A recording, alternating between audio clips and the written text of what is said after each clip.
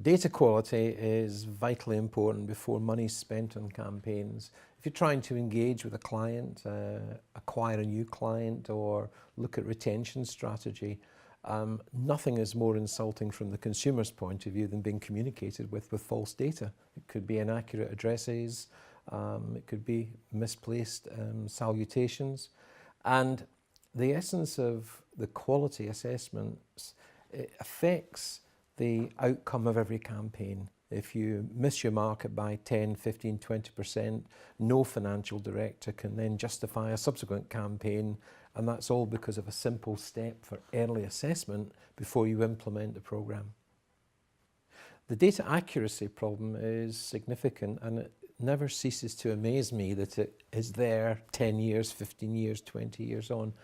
One of the core reasons for this is that transactional systems are designed to enter data fast, whether it's a call center, whether it's a solicitor's practice system, whether it's an insurance company's capture of policy data.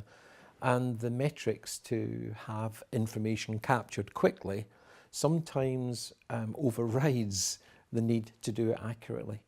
And as a consequence of that, companies then compound the problem because they've got multiple systems in different departments. They move their systems from local on-premise into the cloud. The same problems happen, and the problem is even more complex then because the accuracy is scattered across multiple systems, many of which are under the control of different managers.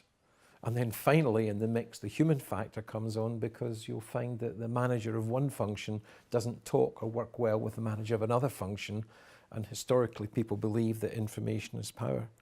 And they're left with a situation where misinformation isn't power. I think the data accuracy problem is best solved by marketing intelligence teams, but they need the support of the IT operation. And the reason why that is the case is that IT managers have huge responsibilities of implementing transactional systems, and sometimes their scope is bounded by the capabilities of the system. If, however, you bring in marketing and business analysts who think outside the box, you can define the information that's needed and gather that information without having to concern yourself too much about the current constraints of an operational system. And I think the second reason for this is that IT managers have very often got tight budget constraints, and there's a degree of fear that if a bright marketeer says we ought to gather this information about a B2B exercise and we want to know who the 7 directors are in a corporate organisation, many of the internal transactional systems can't cope with that storage. And the same happens with B2C, because if a good marketeer says, well, we want to identify new consumers, look at the Office of National Statistics for the age profiles, or look at census profiles for wealth characteristics, again, quite a lot of internal transactional systems just can't cope with the storage of that information.